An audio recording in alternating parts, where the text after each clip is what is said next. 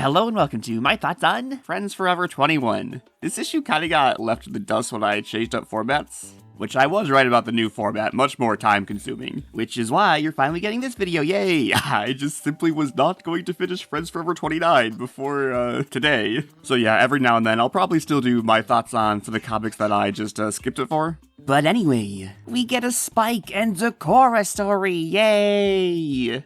Which is awesome after being disappointed by microseries Spike recently. Anyway, our story starts off at Zecora's hut. We'll start off with Spike freaking out, running to Zecora's hut. And then in classic Spike fashion, starts shouting without catching his breath or explaining anything. God, I love that boy. Every pony's sick. Every pony in Ponyville.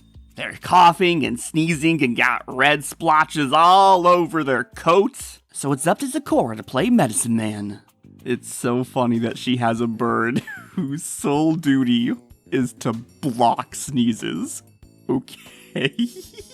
Also, the bird, Avery. Spike and Zecora at first call him a her, which, first impression, no way Spike can fucking tell. And ding ding ding, that is correct, because as soon as he gets a Fluttershy, it's a boy!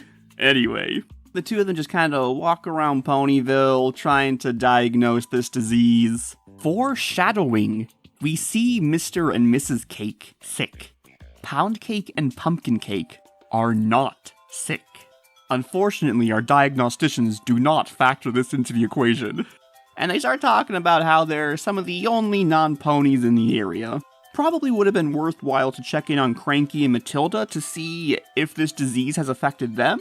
But, donkeys, lel, who cares? We're here to talk about dragons and zebras, damn it. So Spike, probably immune to this horse flu. But Zecora's a little unsure about herself. Because, I mean, she lives completely isolated and Everfree, so she doesn't really have pony contact. But then again, maybe it's just because she's not a pony. Either way, both those factors make her feel really alone. And Spike tries to relate to her, and we get a Mina reference! Whoa, Mina! That's crazy, I love continuity!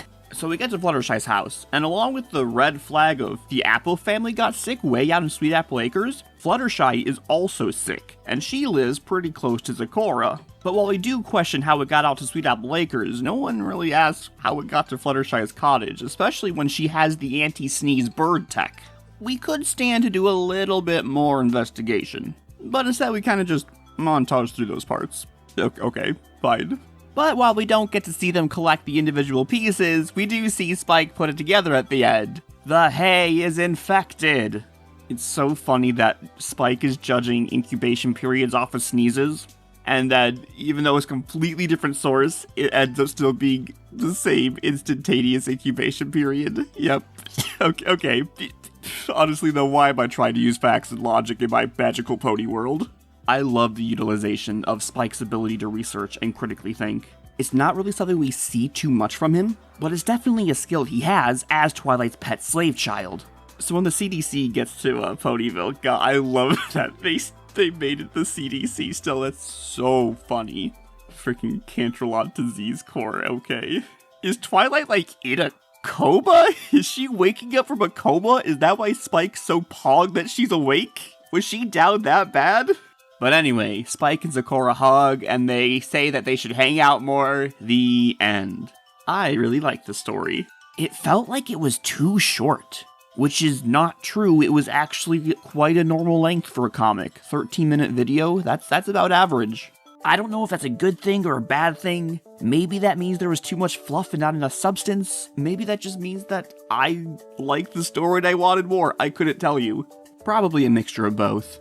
Actually, yeah, like, we go to Sweet Apple Acres, and we don't really learn anything. And we go to Fluttershy's cottage, and we do learn about the transmission of the disease. It's not spread through sneezes, which is very important. But we could have learned that anywhere. We only specifically go to Fluttershy's cottage to distract Avery.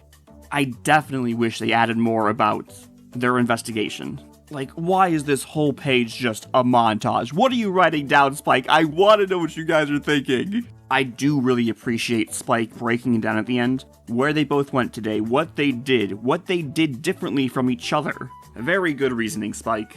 I do like that Zecora just pulled an entire fully stocked medicine tent out of a basket. Goddamn bag of holding, Jesus. Spike doing the emergency eye wash, so funny.